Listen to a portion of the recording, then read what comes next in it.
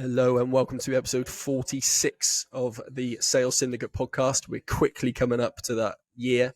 We are going to be planning something to celebrate the year anniversary, but more to come on that. Today we're going to be taking a peek under the hood of an award-winning prospecting team, Flowed. Before we jump into that, I will hand over to Mitch to introduce himself and the company as well. So over to you, Mitch. Yeah, Jamie, thanks for the invite. Been seeing you guys popping up pretty much here, there, and everywhere recently. So well done on that. So my name is Mitch Clayton, the CEO and founder of Flowed. So Flowed are an award-winning prospecting service based in Manchester. We are the prospecting team for some of the biggest companies in the UK. Some of them I'm sure that you'll know quite well. We really specialize in sophisticated approaches to prospecting, outreach, a lot of detail goes into what we do. So yeah, happy to delve into a little bit more about what we do today, and hopefully can share some value with listeners. Everyone who's listened to this on the whole, well, I'm sure 99% of them are going to be in sales. So we all know what prospecting is. But in terms of just giving a bit of context to that, it's essentially an outsourced prospecting team with the aim of delivering leads, high quality leads, right? Yeah, absolutely. And as we've developed as a business, we've kind of realized how much control is actually needed in our end to really have successful sales teams. As we've grown as a business, we're now coming up to our third year. The level of control that we have in sales teams has rose quite a lot. Whereas when we first started the business, we supply companies with meetings, etc. Whereas now we're actually helping companies actually dictate sales strategies and dictate how companies are actually going to achieve goals. So as the business has grown, we work with bigger partners. The level of detail and control from Flow's side has developed quite a lot due to the level of market knowledge that we have in the space. And I guess that makes sense, right? Because the best prospecting also requires the best strategic, top level strategic oversight in terms of niche ICPs and, where you want to be investing your time. And if you've got a fairly weak brief, it's not going to help you guys deliver the quality that you want to maintain. 100%. We probably turn away 70% of what comes to us and we take on 30%. And I think that's what good businesses do. They work with brands which they know they can work with. We have a good understanding of what products and services will do well in the space based on our market knowledge. Again, clients might even come to us and ask us for in terms of framing their offer in a different way. Again, due to the knowledge that we have. So, like I said, as the business has grown quite a lot, our level of hands-on approach has also grown quite a lot, and I can see that rising continually because it's something that we're super passionate over here. And I'm being nosy here, but the award-winning side of things, do you want to just give us a bit of you can be a humble brag. Go on, what awards are we talking? Yeah, so we recently won for the MEN and the Prolific North, and we were shortlisted there. So for a business like ourselves, we are still relatively in our infancy. We're a team of 25. We've been around now for just coming 3 years. We're probably punching above our weight with some of the clients that we work with, but we love that, and it shows. Small teams can work with big companies, and it can work. And so, yeah, we're super happy with what we've been doing over here. And I think what you'll get a gauge from speaking about us on today's call is we're really passionate about prospecting. We're really passionate about sales. My sales career started when I was 16 in a call center, which is quite interesting. So it's developed quite a lot over the last decade or so. So yeah, it's quite an interesting journey. Yeah, I'm sure. I'm very much looking forward to the conversation. I know I speak for myself, but also I think a lot of our audience in that we're all naturally quite nosy when we see some success and some really good feedback and reviews and things about a company. You want to know how they work. You want to know their who, what, and why. In terms of you said you work with some of the bigger companies. You want to just name drop two or three of those if you can, obviously. Yeah, so I'll give you so we work with one of the biggest delivery services in the UK. Not allowed to name names, but you kind of get a gist. There's three big ones. We work with one of the biggest. Now we also have quite a big focus at Flowed on more enterprise style prospecting. So clients would normally come to Flowed because they're trying to generate pipeline for bigger ticket items. Our clients' typical deal values could range from maybe 50 to 500k in deal value. And this is where more sophisticated approaches are really kind of needed. What isn't really good fit to Flowed is clients that might say we have a service or a product, it's worth 3,000. We're trying to generate more sales. We're probably not the best fit for that. It's a little bit too small for us to really get our teeth into. But the bigger stuff, where huge value can be added, is typically when and why people come to us. Cool. I was in my head. I'm like, right, delivery companies in the UK. Are they red or blue? I'm pretty sure I've got an NDA, so I can't name names. But yeah, they're one of the biggest delivery companies in the UK. No worries. So I won't. Yeah, I won't push anymore if you've got an NDA. But okay, then. So you've shared a bit of your pedigree there and a sort of top level of the ethos in there. But in terms of like what came before Flowed, then tell us about that. I don't know, 7 years. I'll work it out as 7 years that came before Flowed. Yeah, super interesting. So so first of all, I got kicked out of school when I was not a great education. I was actually a professional footballer when I was younger. So I kind of didn't think I needed school or education or anything. I was quite deluded to the fact that I was going to be a footballer. My football career didn't work out, and then I needed a job, and I do what most people do. They go and get a sales job. And I kind of did that when I was like 16, 17, 18, around that age. And pretty much a sales job in Preston, which is where I'm from a little small town in Preston. And my job was just to ring as many people as I possibly could. Now, if you think about that, that's a very manual way of prospecting. I'd probably spend my full day calling like 60 to 70 people, might get through to one person, 2 or 3 people, and then that's success in a day. Now, when you think about how backwards that is in this day and age, but some companies still do that, which is quite crazy. But that's what I was tasked on doing when I was like 17, 18. Over the years, I got good at sales. And one area that I really, really enjoyed was the prospecting side of things. Now, I had a call target on my head, like 70% of sales teams do. It's like you need to make X amount of calls, or else you're not working hard enough. No logic. But what I got really good at is emails. So I thought, oh, well, if I can craft an email, design it how I want it to look, add some features, etc., it's going to probably be better than me trying to ram a pitch down someone's throat in 30 seconds. And I started getting really good at it, and then all of a sudden, my boss said, "You don't worry about your call target. Just keep doing your emails. They're working very well." So to kind of fast forward a few years, my sales career grew, and I carved out a bit of a niche for myself with email prospecting. I then decided to go and work for a prospecting agency about 5 years ago, where we pretty much did as an agency service, what I was really good at. And working in an agency environment, servicing other clients, gave me a really good insight in terms of how this works as an actual service, not just a channel for the sales team I was working in. And that was super interesting. So we was working with some really, really, really big IT companies at the agency. And that was really kind of the motivation that I needed to go and say, you know what, I can do this better than what this company's strategy is. My ideas are better. My automation ideas are way ahead than what this company is currently doing. I'm just to give some context. I'm 27 years old, which is quite young. And how we operate as a business is pretty modernized in our approach. We utilize automations in so many areas of this business. And the way that we look at marketing, outreach, prospecting is very modernized. We use AI quite a lot throughout our process also.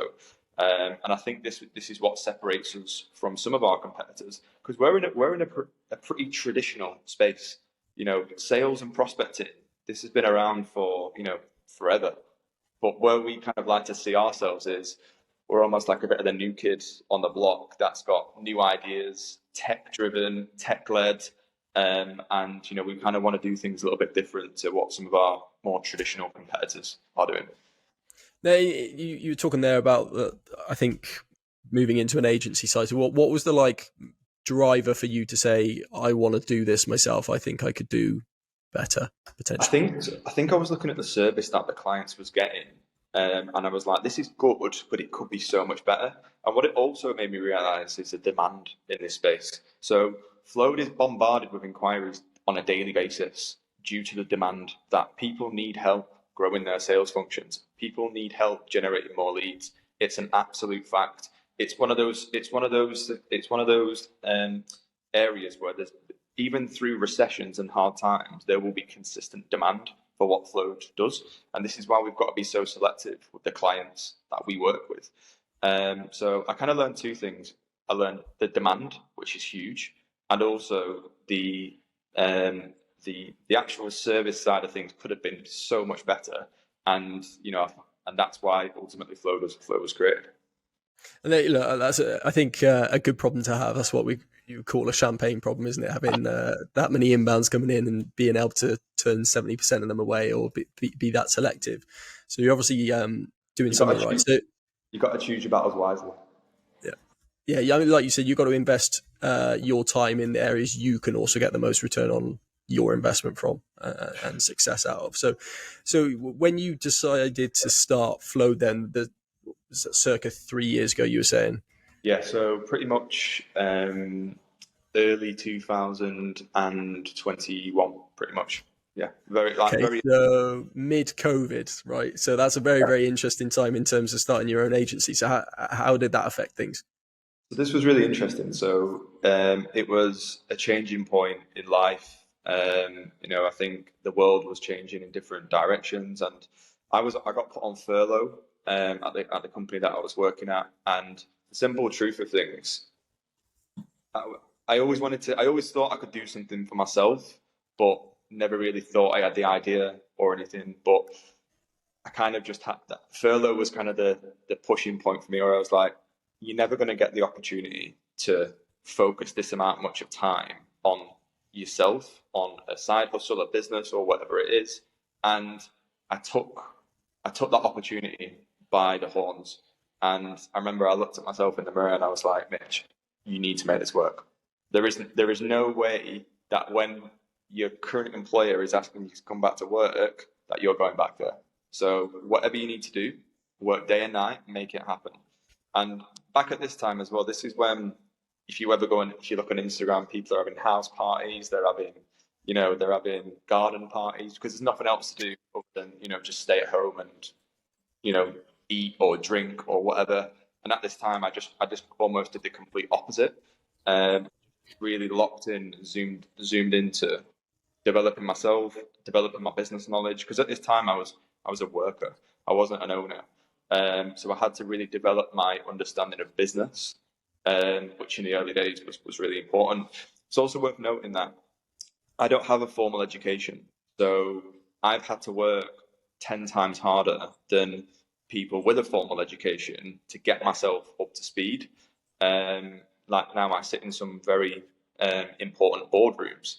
A year or two ago, I'd sometimes be sitting in these conversations feeling a little bit out of my depth, but now I can lead these, big round tables, with quite ease in a way. So I think it's just important to note that I hear all the time, don't go to uni, it's a waste of time, etc. And I kind of do agree with those points. But if you're not going to go down the conventional education route, you need to work 10 times as hard to actually properly educate yourself, which is what I had to do. And you were talking about there, sort of locking yourself away. Like, how do you even begin to go about setting up an agency in terms of, right, you're on your own? Did you bring some mates on board? And how did you get your first client on board if you're on your own? Yeah, so very interesting. So I am like really, really curious. I'm in lots and lots of Twitter groups. I'm in lots of LinkedIn groups. I'm pretty much everywhere where I can see things going on in a way. And I've always tried to do that. So in my spare time, I've always got my eye on something in a way. Now, I actually co-founded the business with my partner, Ashley. So I had support, and we supported each other through that initial steps, which was a big help, to be honest. I think starting a business on your own is very, very difficult. Not to say that, that isn't possible, but you don't actually realize how hard it is for solo founders. And I'm very grateful that I've got someone there that I can, again, especially in the early days, that I can, unwind to, talk about stuff, and get reassurance that everything's going to be okay in a way. So me and Ash started the business together, and in terms of getting our first clients, it was actually super easy, because what we do as a service, what we sell as a service, so prospecting, we do it for ourselves, but on mass steroids. So getting clients for us has never been an issue. It's more the right clients, really. What's super interesting, I closed the first call that I booked at Float, and I thought, wow, this is easy. I should have done this a long time ago. You thought you were onto a big money little niche there, didn't you? When that first call closed. Yeah, I was like, it was basically the first call that I had. So we did a prospecting campaign for Flows, and we booked maybe 10 meetings in the first couple of weeks, and I was like, wow, okay, there's some traction here. The first one, jumped on a call, pretty much one call closed virtually on a retained package, and yeah, I was like, wow, what's going on here? This is super interesting. I was working at a job 3 weeks ago or something. So I also think at the start as well, we didn't really focus too much on the branding to begin with. We was more focused on client acquisition.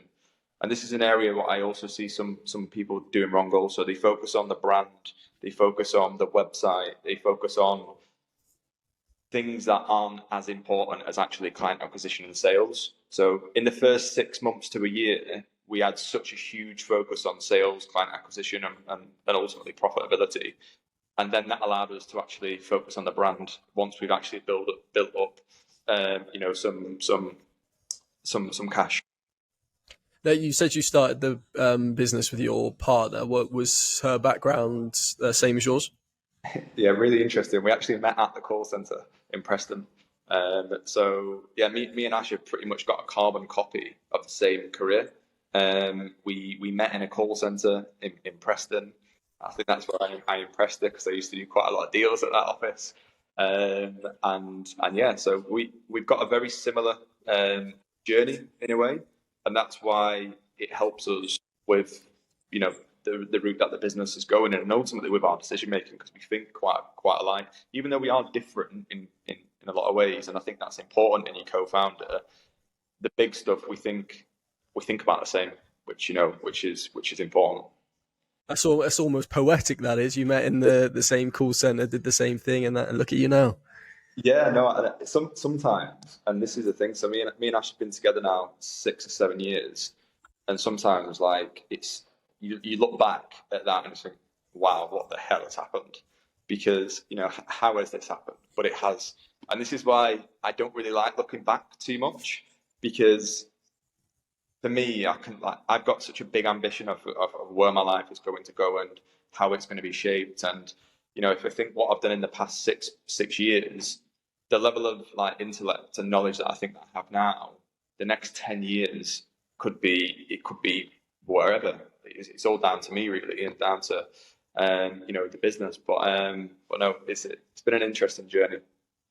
Now, on that point of not looking back too much, then let's sort of move into the portion where we have a look at things today and then the future outlook. So we've talked a bit about the ethos of the company and how you work, but when we did the kickoff call, you gave me a bit more information about strategically how you approach things, which is very different to the way other companies. So do you want to tell us a bit? Let's do a hypothetical inbound. Let's say we've come inbound. Let's use this as the hypothetical inbound. How you would go about that? Yeah. So what, dependent on the service or product, that will change, but high level stuff.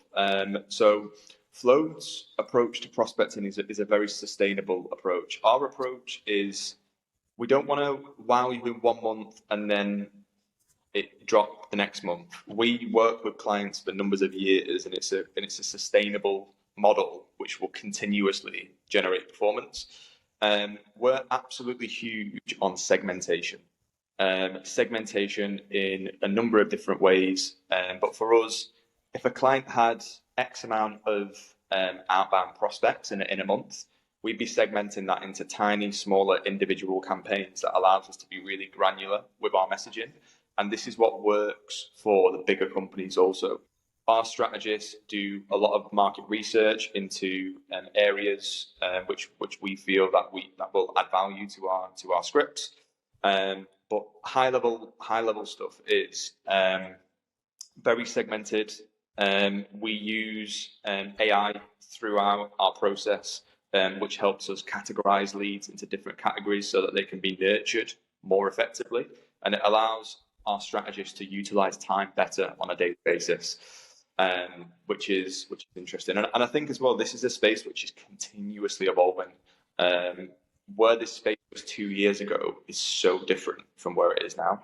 Like I said, the usage of AI, the usage of automation, delivery is changing an awful lot at the moment. And I really actually think if you're not super locked in of being the best in this space, you won't generate performance because it's becoming increasingly harder.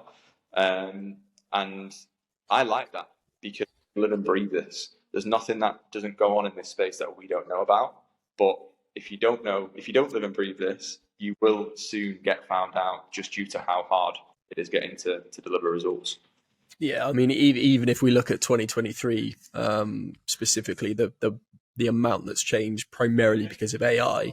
If you're one of those, I don't want to say dinosaurs, but one of those slow adopters who's like, nah, that's just one of those fads, like, it's not going to be anything, you will quickly be left behind. But I was going to ask a bit more about this because you have those strategists on an account, which I thought I maybe I'm not clued up enough on the prospecting agency side of things, but I found that quite interesting because you have someone's sole responsibility is to come up with a hypothesis of how best to execute on that on the client's outbound brief, essentially, isn't it? Yeah, 100%. And what we love, so we'll have some clients that come to us with a really detailed brief and be like, guys, this is our ICP, this is what they look like, this is what we know about them, etc. And it's very, okay, work within these remits, but clients will also come to us and be like, guys, we don't have a clue what we're doing here. We actually just need some support. Can you direct us in a way? So we can do as much or as less as what the project needs. But where we really do shine more is where we get more creative control, because we're consistently researching on the back end that clients just don't do. The level of detail that goes into our approach, clients just won't do that. They won't know where to start. But also because we've got data to back this up, we're sending millions of emails every single month. We've got huge amounts of industry insights, which clients just don't have. So this is where real clients are really utilizing us more effectively now, is more from a strategic angle of, guys, where do we think the best routes are with this product? Where do we think the best opportunities are for us to sell more business? And this is where Flow is evolving as a business. In terms of, I know this is probably dependent on the size of the account and things like that, but how would you've got the strategist, what does the team look like for a specific account? Yeah, so when you work with Float, you get serviced by two main people. So you get a marketing strategist that's purely responsible for delivery, and you get a relationship executive that's purely responsible for the health of the account. So we've got health tracking measures on accounts, which basically flag for the good stuff and flag for the bad stuff. The idea behind this is that we think proactively before clients think. So we've got certain health measures that will flow up, that will track up to, that will trigger us internally to do something if we feel like they need doing. Again, the idea behind this is my view on service is the product and the actual customer service are just as important as each other. And I kind of look at this quite similar as if you ever go to a nice food restaurant, you enjoy a nice burger or the food's good, but the service is bad. They're viewed as differently. The idea for me is I want our customer service to be on the same heights as what our actual product delivery side is. Now, again, automation, technology supports us a lot with that, but this is kind of like my ethos with how I think clients should be serviced. Yeah, and I think it seems logical, right? If a company's coming to you for help and the service is terrible, then they want that blanket, don't they? They want that warmth. They want that holding hands Yeah, sort of service, don't they? there's a lot of ways that can be done, and it can be different for different businesses as well. And it's about kind of figuring out how it works inside this business, like how that might work at your business. It might be a little bit different to us because different businesses are different. So I think that's one thing that we've really worked hard on over the past year is I obsess over our service. Like, it's something that I must annoy all of our team about because I'm consistently on at them, pinging ideas out there. But I'm very proud about what we do. Like, if when we improve something, change something, I'm going home absolutely buzzing on that. So this is something which is deeply kind of rooted as me as a person to just make sure that clients get a really good experience when they work with us.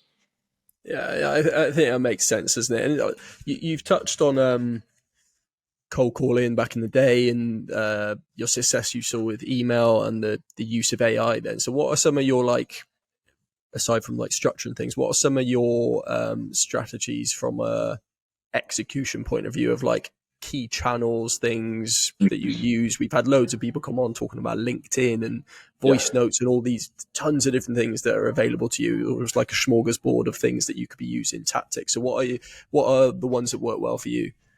So I think so for Flow, we have an inbound and an outbound strategy. From an outbound perspective, we do a lot of email, which is obviously what the service is that we do. So obviously we're going to do that internally. We actually use Flow as a test and guinea pig for a lot of stuff as well. So before they get rolled out to clients, we'll basically test it on Flow internally to see if it works or not. And then if it does or if it doesn't, it will then get rolled out to clients. One thing which we do very well at Flow also is personal branding. So we generate a lot of inquiries through inbound personal branding due to having a content strategy, which I think is really important. Now, these if you get clever, you can actually cross over outbound and inbound, which happens all the time. So with outbound, let's say if you're having a month, let's say at Flow we could generate 1,000 new replies on email every single month. Yeah, that's a lot of replies. That's a lot of people that have showed some form of engagement with what we do.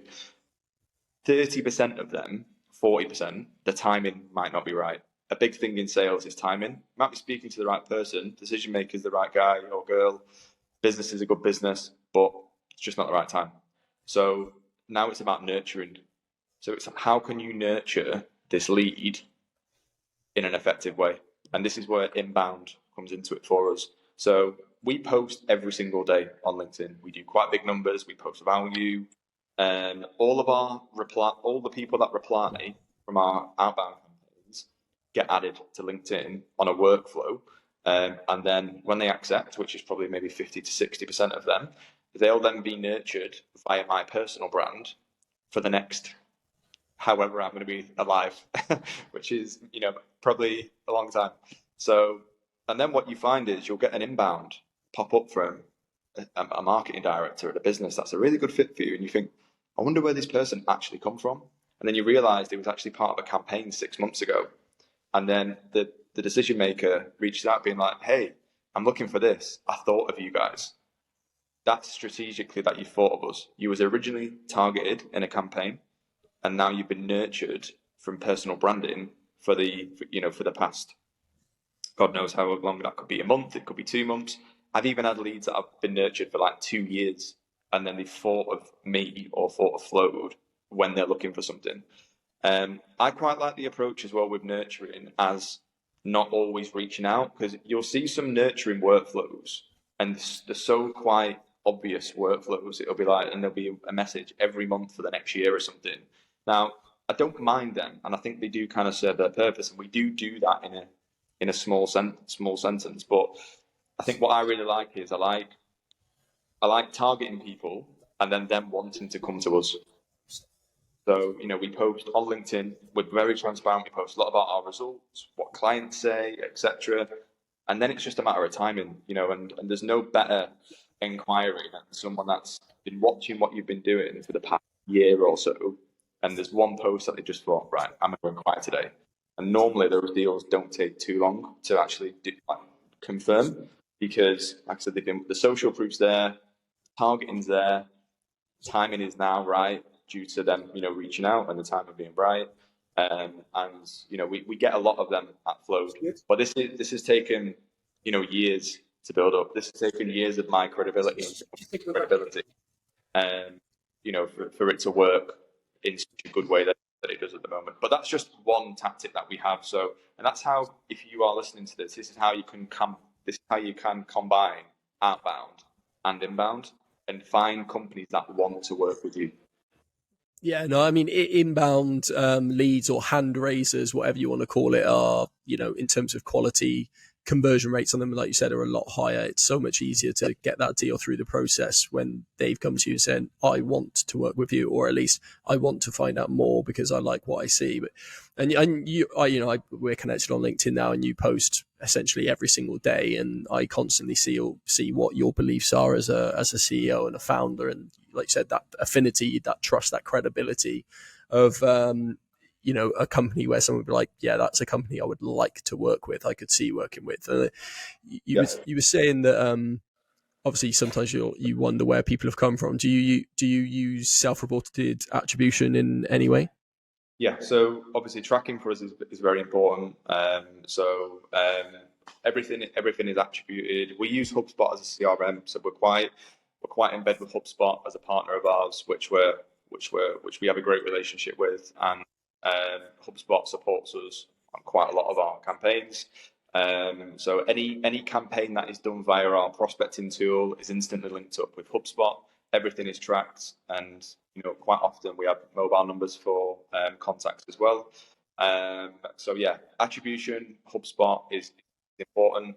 As we're actually building our sales team now, so we have a sales team of 6 people. So this is an area of the business that is growing quite a lot at the moment, and one of the reasons of why we now have got a pretty decent sized sales team for a company of our age is due to the amount of inquiries that actually come our way. It got to a point where, and again, this is such a blessed position to be in, and I'm fully aware of this. But we had too many inquiries coming into the business, and we needed to find better ways of vetting people, which is an area that we do at the moment.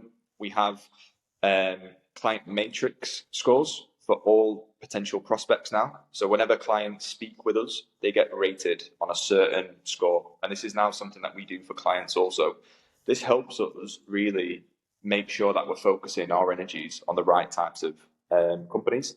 It helps us understand what a good buyer for us is. It helps us understand what a bad potential buyer is for us. But again, it just allows some of our sales team to really to be targeted on putting through the right types of businesses versus the wrong types of businesses that aren't good for business. Yeah. And you've taken us through some of the strategies you use at Flow, but then what are some of the, just at a top level, what are some of the sort of key strategies that you use for your clients as part of the service that you provide? Yeah. So in a high level, we're tasked on basically generating meetings for businesses that are within a certain ICP. We're also tasked on actually dictating sales strategies. Now, what we're actually focusing on a lot more now is actually pipeline generation. So, how much pipeline have we generated per month for X client? So we're having a lot more control now on what actually happens about when you actually get the lead. What's the process from when a lead comes in to first meeting stage? What does this process actually look like?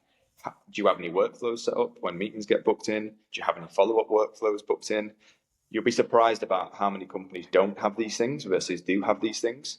So there's a real big growth route for the business at the moment, with having a lot more control on not just booking the meeting, but actually supporting the client on what to do when meetings actually, happen.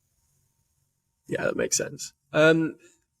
Obviously, we've gone through loads of sort of highlights and things, but if we were going to look at some success stories, like you're going to have some of the sort of front of mind, are you, in terms of that you're really, really proud of then? So what could you just share, like one or two of the sort of success stories for us? So this is soon going to be a case study on our site.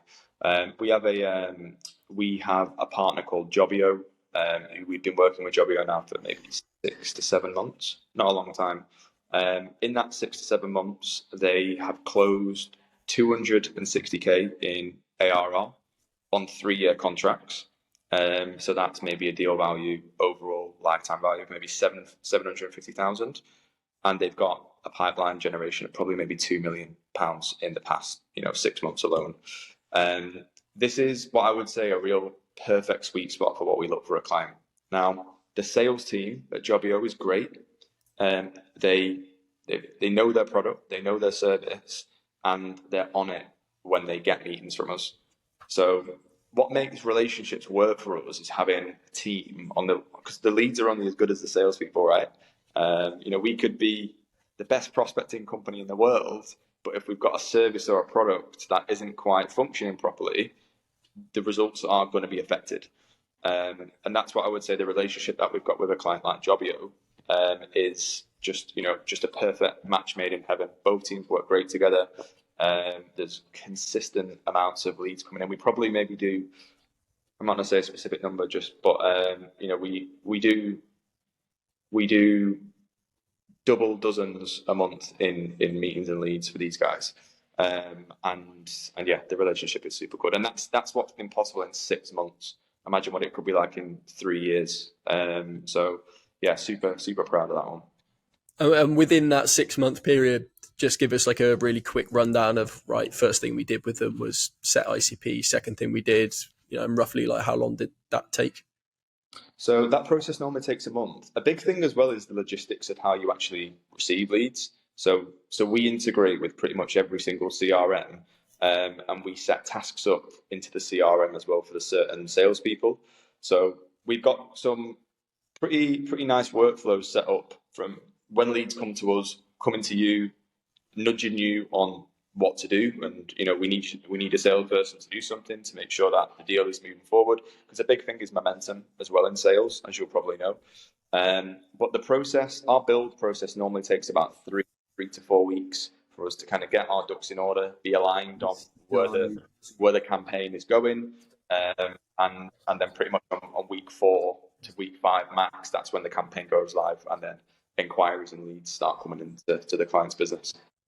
So it's a lot quicker than I thought it would be, actually, which is interesting. In terms then of we usually like finish things up with top tips. So you give all this like background and the great insights, and then we'll do some top tips. So top tips from a founder and CEO perspective then. So for those who could be thinking about doing something themselves, whether that be as a prospecting agency or SaaS tool, what would be some tips you would give to someone who's not done it before, founded and run their company? I would say do outbound internally yourself. So when the business first started, I was the person running the campaigns, doing the client work, and the person doing the sales. I did pretty much everything. It allowed us to be lean, kept our costs low, etc. Allowed us to grow. I would also just touch on that as well. Dependent on the service or product, if you are in an agency or a service, not a product, client acquisition is what you should be focused on at the moment. Now, if you have a product or a SaaS product or something like that, it's a little bit different. You obviously have to build your product out. It's a little bit different from a service like that. But client acquisition is what we should all be aiming for here, and getting customers at the cheapest possible routes for the most amount of money. Not losing the importance of that. And sometimes this can be lost due to people raising funds, becoming reliant on investors' money. But as businesses, good businesses are profitable companies that buy customers for cheap, keep them for a long time, and they make lots of money from them anyway. So it's just kind of not losing the art of what business actually is, which I think sometimes can happen due to in fluctuation with funding these days. Yeah. So I think the first one was do things yourself to start with, keep it lean. Second one was focus from an agency perspective or whatever. Focus on client acquisition. Don't ever lose that approach to bringing on as many good clients as possible, even if you feel like there's less pressure because of funding and things. What would be a third one then, as a CEO or founder? Then top tip. I think one thing which this is, I think obviously the team is the most important part of any company. Now, what I would say is in the early days, and I'm going to use an analogy because I used to play football, so I use a lot of football analogies. I look at growing a business like a football team progressing through the leagues. And if you kind of think, let's say if you're at day one, you might be in non-league at the moment, okay? The types of people that you need in the business to get you out of a non-league division is a lot different than what you might need to be challenging from the Premiership. So in the early days, you want buy-in from team members. You want team members to be working their absolute hardest. You don't need to focus on too much quality yet, but you need people to get it to a certain point. It needs blood, sweat, and tears to get off the ground. And that's almost kind of what I think is, like a football club progressing through the non-leagues. They're not going to have too many A-star players in the early days, but what they will have is workhorses, people that will drive the company from A to B through, determination, hard work, and that's ultimately culture building as well for a business. Yeah, I was just saying, it was making me think of Welcome to Wrexham. I don't know if you've watched that. Exactly that. And I think as the business grows, you can attract more A-star players. You can afford to pay people more money. So, when we first started as a business, the wages are a lot different now. We can afford better people. Not that we started with poorer people. We can afford different levels of experience. Whereas at the start, we might have only been able to hire juniors or, interns. Whereas now we can hire, director level candidates. Yeah. Now, in terms of outbound, then, so top 3 tips for sales teams driving, like booking demos, essentially. Top 3 tips for booking demos. So, keep it short.